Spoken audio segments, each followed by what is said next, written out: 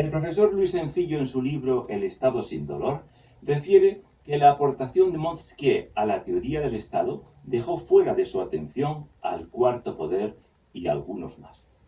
La filosofía del Estado no ha considerado la irracionalidad y el deseo incolmable de Jacques Lacan, que desestabiliza a los individuos y aún a los políticos que rigen los estados.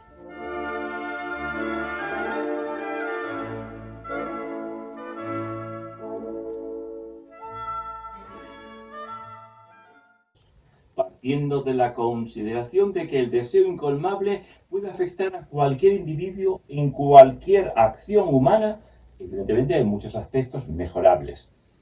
La colonización y la conquista de los pueblos, unos por otros, a lo largo de la historia, desde el Neolítico, Edad Media, Edad Moderna, hasta nuestros días, los países han perjudicado bienes, pero también han aportado nuevos elementos a esos pueblos, la cultura helenística, por ejemplo, la filosofía griega o el derecho romano y la diversidad genética. Se pudieron producir perjuicios en las colonizaciones y conquistas, tal vez por ese deseo incolmable de Jacques Lacan, que afecta a todos los seres humanos. Pero si hacemos un análisis comparativo entre distintas colonizaciones, precisamente la conquista de América Española, en contra de lo que se ha dicho, comparada con la de otros países, es la que mejor ha atendido a los derechos humanos, con diferencias sobre los demás países europeos y también en distintos aspectos culturales y académicos.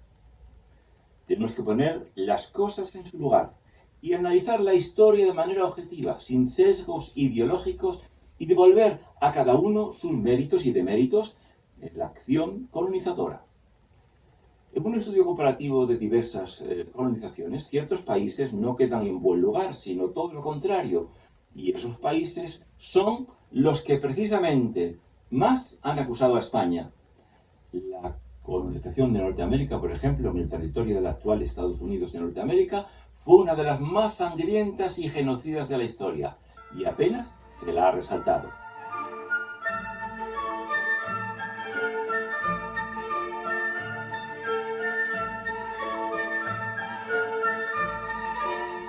En el siglo XV y XVI, España era una potente nación que extendía sus dominios por medio mundo, lo que levantó los celos y suspicacias de otras potencias europeas que generaron la elaboración de leyendas apoyadas en anomalías que cualquier actividad humana puede conllevar.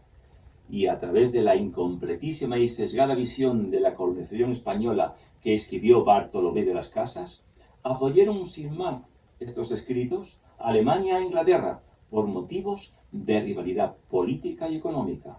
Una leyenda negra en contra de España que ha perdurado hasta nuestros días.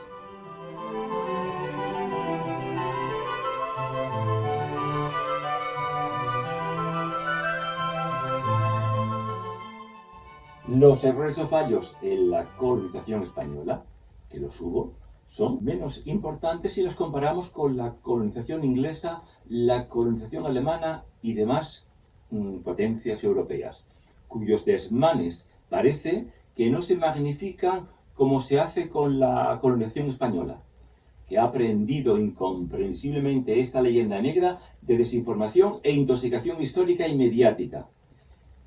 España sale ganando con mucha diferencia sobre los demás.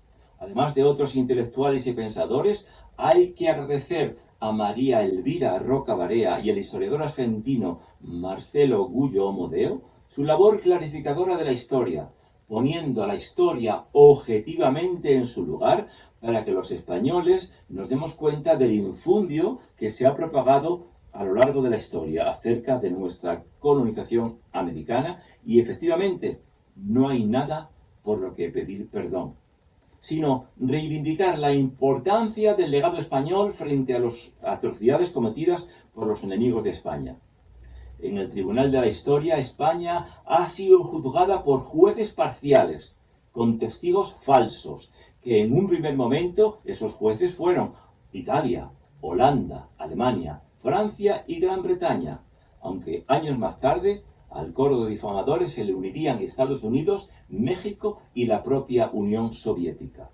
Todos ellos, con sus inicuas sentencias, crearon una leyenda negra en torno a la historia de España y la conquista de América, tendente a presentar la cultura del pueblo español que había heredado y sintetizado lo mejor de la cultura clásica griega y romana, aparte de la tradición cristiana, presentándola como si fuera una civilización sanguinolenta, sanguinaria, lasciva, intolerante y machista, y contraria a la ciencia y al progreso, reñida con el espíritu de la libertad. Como prueba, presentaban las corridas de toros y el supuesto genocidio perpetrado en América y, por supuesto, los famosos crímenes de la Inquisición. Y sabemos que la Inquisición española, sin que por ello se aprueben sus métodos, fue la menos agresiva de todas las inquisiciones europeas. Las cifras hablan por sí solas, si la comparamos con la alemana y demás países europeos.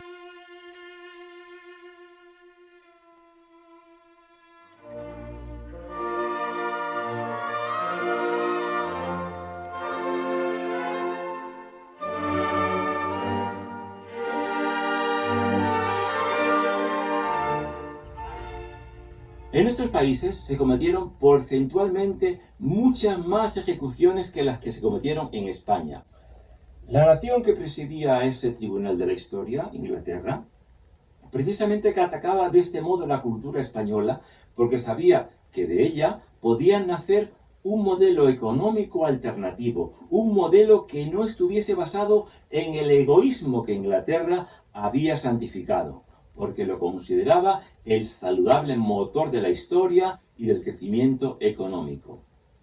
Con la difusión de la leyenda negra, Gran Bretaña no solo buscaba desprestigiar a España en el concierto de las naciones y derrotarla políticamente a través de la propaganda, porque no había podido vencerla militarmente, sino hacer que los propios españoles de ambos continentes asumieran esa falsa versión de la historia de España. Ya que de tener éxito, se produciría el aniquilamiento del ser español y a la larga la destrucción de la unidad política del imperio hispánico. Y vaya si lo logró.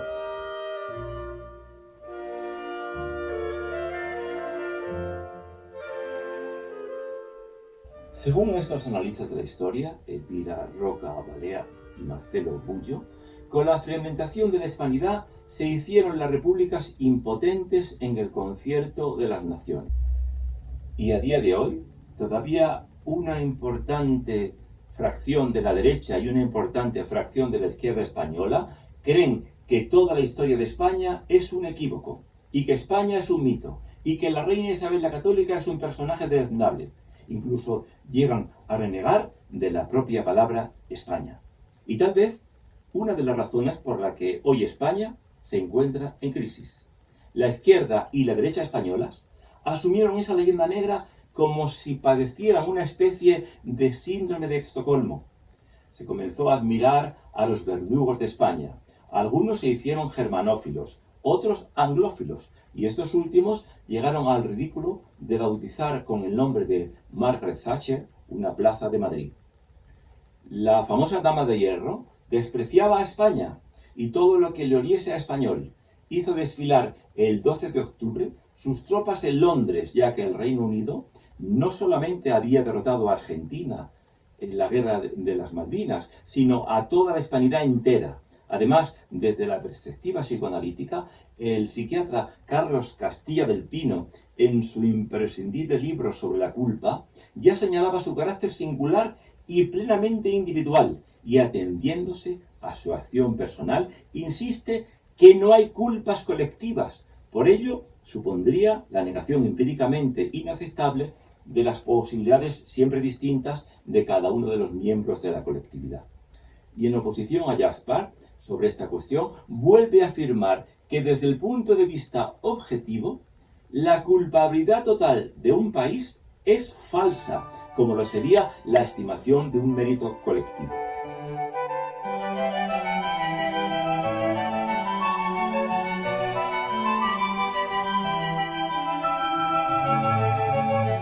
La universidad, que fue llevada a América por los españoles, fue un hecho que cambió el mundo, con sus aciertos y sus fallos. No hay nada por lo que pedir perdón. Coincidimos con el título del doctor Marcelo Gullo, que según él dice en su libro, no porque no se hayan cometido errores, que los hubo, sino porque eso implicaría convalidar una mentira histórica que anularía la hispanidad como modelo humanista para el futuro y nos conduciría a una nueva balcanización a ambos lados del Atlántico.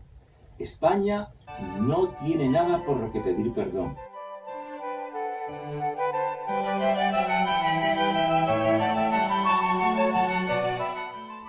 Los españoles llevaron a América su cultura, su religión, su lengua, su organización social y los valores de la civilización occidental. Todo lo que eran y tenían. Llevaron consigo un corpus legislativo, las leyes de Indias y otras disposiciones sucesivas que permitían recurrir ante los tribunales de justicia a los súbditos del rey de España bajo la potente protección de la monarquía hispánica o monarquía española.